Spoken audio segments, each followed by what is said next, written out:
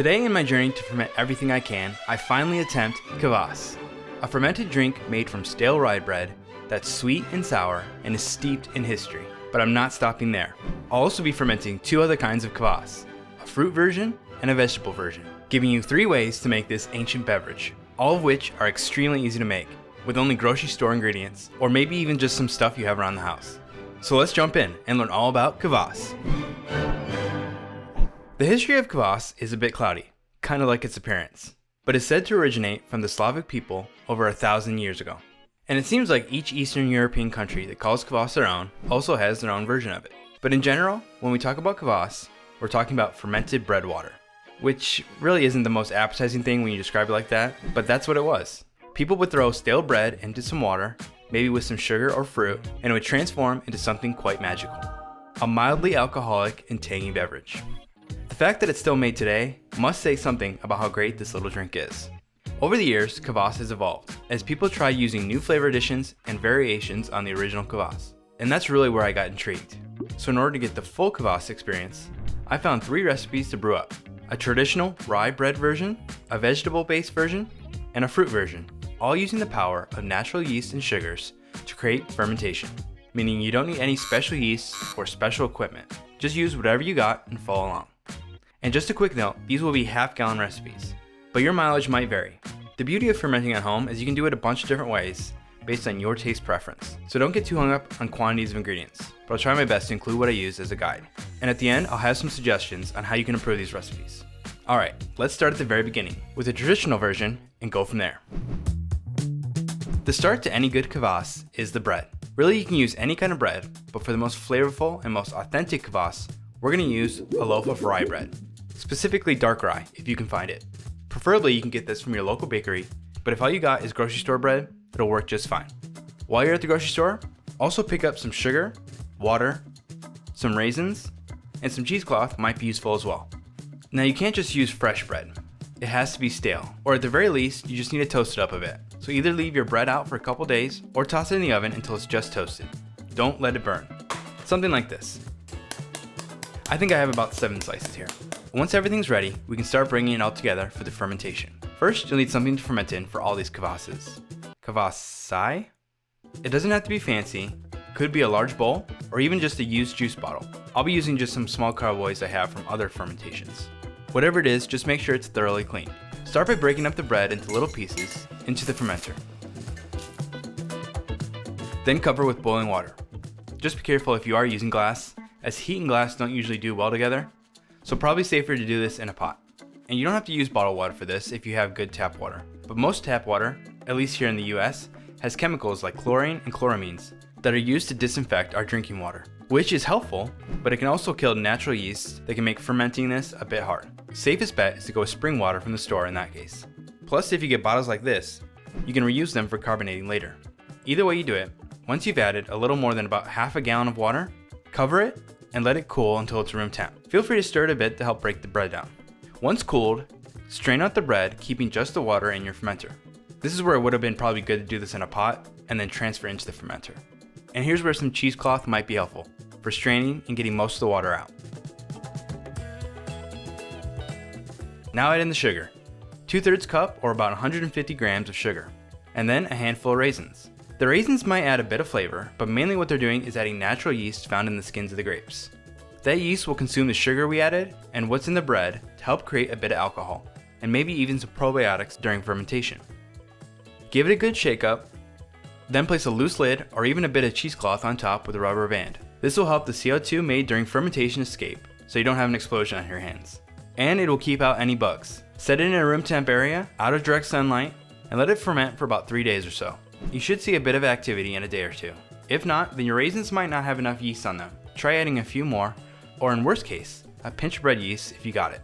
I personally wasn't seeing activity by day 2, so I did end up adding a little bit of bread yeast. Give it a taste on day 3 or 4. It should still be sweet, but have a bit of a funky character. If you want, you can drink it like this, but you could also add some fizz to it. To do so, transfer it into some smaller bottles with a few more raisins and seal it up. You could use glass here, but plastic is a great option as you can better judge how fizzy it is. Plus I have these bottles left over from the water. Any leftover sugars and the additional sugars from the raisins will help restart fermentation.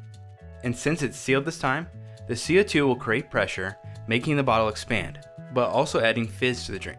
Let it sit on the counter for another 3 days, until it's nice and pressurized. While we wait for that, let's make the other kvass. Vegetable-based kvass are also a thing. Just like how the bread adds flavors and sugars, certain vegetables can do the same. Usually it's a root veg, so pick your poison. But today, I'll be making a beet kvass. It seems to be one of the more popular versions of this. And I do like beets, but we'll see if I like it in drink form. Warning, this one is not going to be for everyone. First, toss on some gloves, unless you like red dyed hands. But you could also do this with golden beets if you like those better. Chop up the beets. It doesn't have to be perfect, just small enough to get into your fermenter. And we want skin and all, so make sure you wash the vegetables first. I used about 6 beets here, or about 326 grams total. Toss them into the fermenter and top up with water. This time we're going to use the yeast on the skin of the beets to help with the fermentation. But there's likely also some other bacteria that can lead to infections or weird flavors. So I'll be adding in about a tablespoon of sea salt to help protect us a bit. Bad bacteria don't like salty solutions. And also I'll add in some sugar, 2/3 cup. Since beets can taste very earthy, hopefully the sugar will help with the fermentation and overall flavor. But man, just look at that color. Let it ferment for about 3 to 5 days, checking as it goes. And when it's to your liking, strain it and bottle it up like before. Raisins are optional, but depending on the fermentation, it might get fizzy on its own with just the sugar we added. But it doesn't hurt to add a couple more raisins just in case. You could totally eat these beets, by the way, but it depends on how long you fermented for. Mine were still a little bit hard. While that sits and carbonates, on to the last kvass, which might be my favorite. The beauty behind this one is you can really go any direction you want. In fact, I'm just going to pull some fruit from the fridge to make this. Fresh fruit is preferred since it'll have the most active and ready yeast on the skins, but you could toss in a few pieces of frozen fruit to enhance the flavor profile. I've got some blueberries, raspberries, apples, and some frozen pineapple, about a cup each, and I'll chop them up if needed and add them into the fermenter. No need to add extra sugar here since we already have a lot from the fruit, but about a half tablespoon of salt should help keep the bad bacteria at bay. Top up with water and let it ferment for 3 to 5 days. At the start, it might look something like a fruit salad in a water bath, but if you give it a good shake, it should help burst some of that fruit, giving way to some color. Cover it up and let it ferment. In a few days, the color should become more vibrant. Again, taste as you go until it's the perfect balance of funky and sweet. Strain it and bottle it up, adding some raisins or another teaspoon of sugar to help it get fizzy. And again, you can eat these fermented fruits. They might be a bit mushy, but I'm sure they'll taste great. And after a few more days in the counter, finally, these 3 kvass are ready to drink. All right, let's do this tasting. I've got these chilling out in the fridge, so they're ready to go. So first up here is the rye bread version. As you can see, the bottle's pretty hard. Looks like it's gonna be nice and carbonated. Next up, here is the fruit version. Also looking pretty good. Bottle's also showing signs of pressure here. And lastly, we got the beet version, which for some reason, this one didn't get as carbonated, but maybe once we taste it, we'll see if it's got any carbonation. Let's find out. First, let's go for the rye bread version. I'll bring it up to the mic.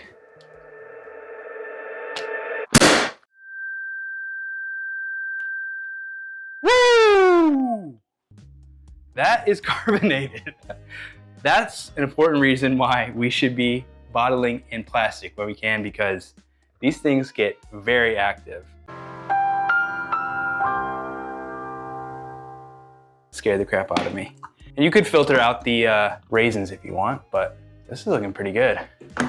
Smells bready, a little yeasty. Got some raisins. The raisins kind of plumped up a decent amount, which is nice. Ooh, that is good. It's very sweet still. So that means there's a lot of sugars that are still carbonating, explaining why it kind of like exploded there for a second. But it is heavily carbonated. Tastes great. It's sweet, very light breadiness. It's very good. It kind of reminds me of like a bready soda, which sounds weird, but the sweetness really works here. The rye flavors coming through, that little caraway thing. I'm very pleased with that. Let's hold on that for now. Let's go to the beet and see how that is. So a little hiss there. Beautiful color on this one. It smells like beets, which is kind of like that earthy, beety smell. I like beets, but I'm not like a huge beet guy. I'm kind of curious / nervous to see how this is, but let's give it a try.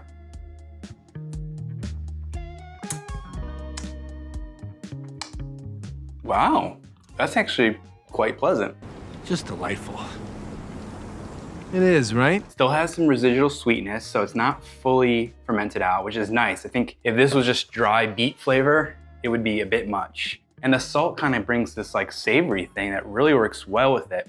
I would love for it to be way more carbonated. There's almost no carbonation in it. And if I had to guess, that would just be the lack of overall yeast, because there's still plenty of sweetness here. So maybe giving this a pinch of bread yeast like I did over here, which is probably why the rye went so crazy. Maybe even adding more of the raisins would help, but as is, I'm very surprised by this. This is actually really good. All right, now for the last one, the fruit kvass, which I don't know if you can tell, but it's kind of expanding at the bottom. There's some sediment and raisins there at the bottom. So I'm gonna open this very slowly. I don't need to put it so close to my face this time.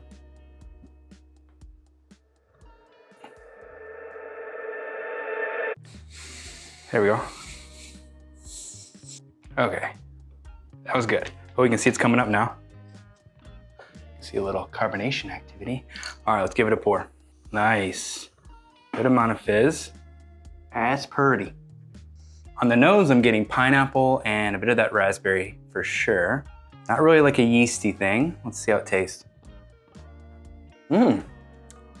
That's considerably less sweet than these other ones, which is surprising because this started with fruit, which you think would have a lot of sugar in it. But I think because I didn't add extra sugar, it's just going off whatever's in the fruit. And the slight saltiness, I would even dial it back a little bit more, but it's kind of nice here. It's very carbonated, which I love.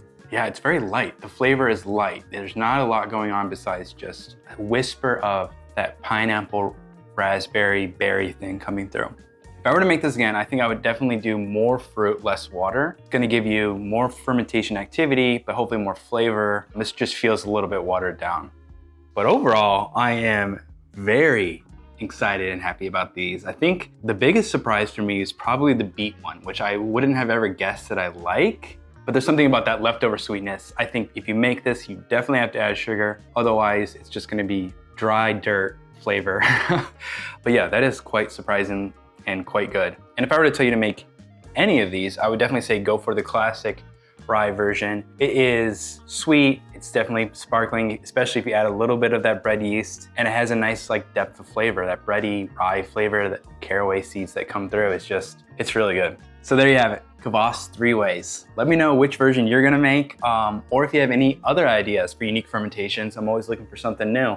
But until then, cheers and happy brewing.